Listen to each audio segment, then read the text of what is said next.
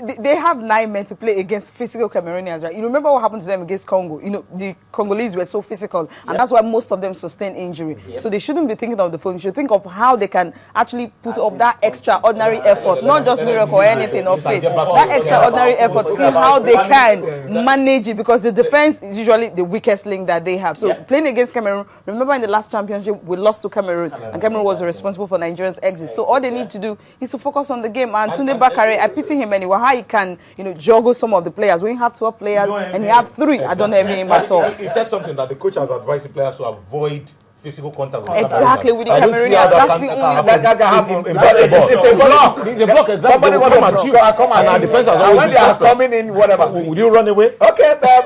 Let us before we go. I know we are going to treat this next week. We are going to take our time to look at the transfer season. 8 days. Now we are talking about 8 days to go. By the time we are meeting, you know, by next week. So your highlights. Let us just look at the Gareth Bale thing. Is he actually worth? Or William. 90. Okay. We'll talk about the hijack of William. We'll look at those hijacks now. But as we round up, gentlemen, what is your highlight, Jimmy, for the transfer season so far? I would be so surprised if Chelsea actually hijacks William. Yeah, so maybe he has hijacked it. That's the story. They will unveil him. I won't be surprised if they place that amount of money on Gareth Bale. Exactly, for me, 86 million pounds. That's ridiculous. At the time Madrid got Ronaldo for 80 million pounds, Ronaldo was the best, and he has proved it. What they are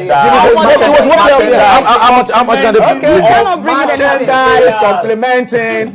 Arsenal has signed Sonogo, and they are all, and then they are not selling shirts. So all right, Gareth Bale is already in Madrid. Okay, he's doing an Osaze on them. They've yet to finalize the deal, but he's already he's doing he's not doing an Osaze on them. So there's an Osazeism in transfer. All right, he traveled to Madrid. All right, okay. The experts, they will just excuse us now so that we can have some gentlemen Olympians in the house. I didn't say they are not gentlemen. They're gentlemen and lady. Sisi? Thank you for having me. Yemi? My pleasure. Thank you for being gentle with us. All right, we're taking a break and we're right back. It is a Channel Sport on Sunday. Go nowhere. Take away from this is to use this as a template to plan for the Commonwealth Games. Your colleague was asking me about injuries we had. Yes, Ajoke Odumosu, as you all know, went with an injury. Tosin Oke also went with an injury. And this was caused by the fact that we didn't have any training camp where we would have discovered those injuries. As the head of the medical team to Moscow, I only learned about the injuries while we were there. And there was really hardly anything we can do. Well, Nigeria has a propensity to prepare very well for Commonwealth Games by going on foreign trips, foreign training tours. I'm sure we will have the opportunity to fix things during those trips. Participation in such competitions is based on qualification. You either make the A standard or the B standard to participate. Ajoke had made the A standard earlier in the year. And if after making the standard you suddenly withdraw, the first impression is that you're running away from doping tests. So that was why she had to attend the meets.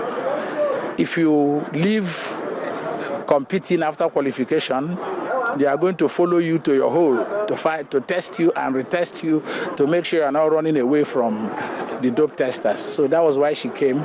And because it was too late for her to scratch out, that is to go and inform that she could not, she contrived a way of making 2 false starts, and that was it.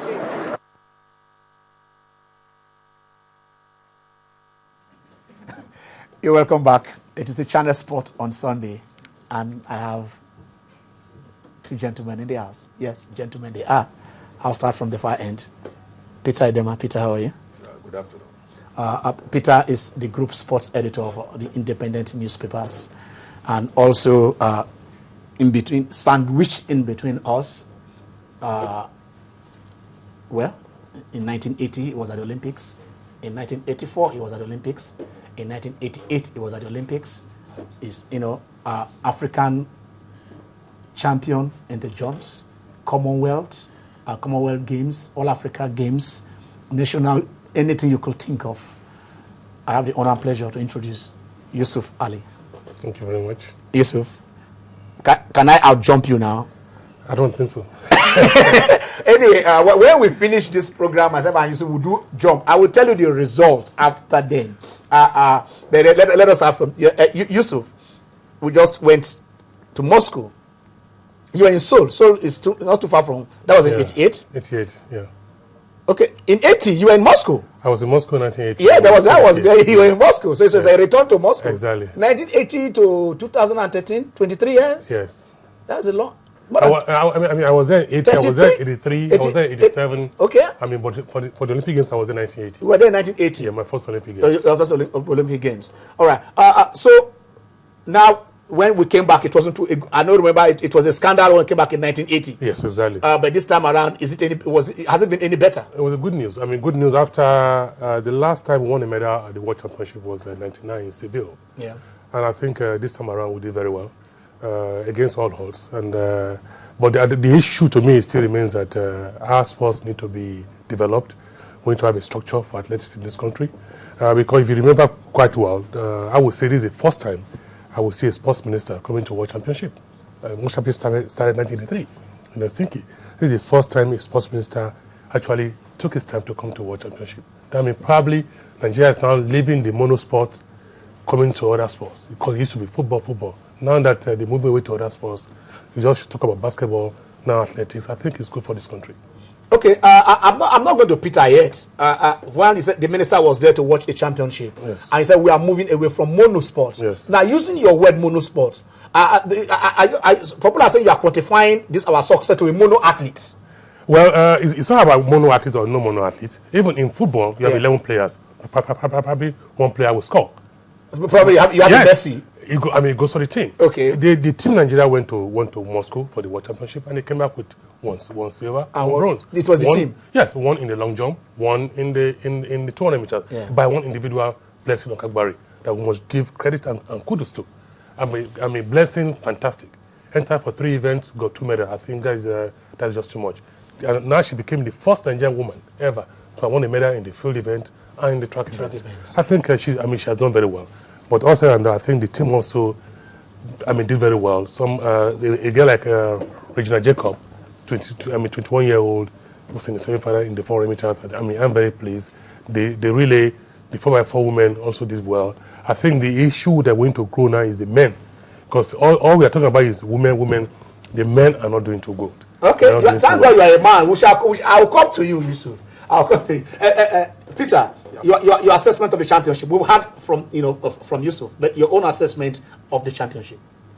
You know why I wouldn't like to assess our performance at the championship. Okay. I want to ask a basic question. Ken, what is our policy on sports in this country? I'm asking you. You are here. You are the expert. I'm asking you. I'm here to ask you the question. So you tell me. I think Peter is right. I mean, if you look we don't have a policy on sports. Who said we don't have a policy on sports? Okay, I've asked you now. What is Nigerian policy on sports? We have a sport. It has been documented. Where is it? Yeah, it is somewhere. Listen, it is somewhere. You know why I'm asking this question? Yes. When you have a policy on sports, it will encompasses developmental programs. Yeah. It will tell you what you want to achieve with sports, how you go about it. If you want to use sports as a business, as a source of foreign exchange, like what obtains in Brazil, where you have players that brings in hundreds of millions of dollars to that country, you know what to do. You have to put down the facilities. But in this country, we don't know whether sports is for recreation. Because if it's for recreation purposes, you are involved in sports, you have facilities everywhere that your nationals can go and train just to keep fit. Yeah. But you don't have facilities. If it's for business, you don't have a sports facilities that will make it work. Like in business, you must have professionals, the medicine, coaches association, coaches and facilities. You don't have them. So at the end of the day, when you are just assessing, on what basis are you assessing?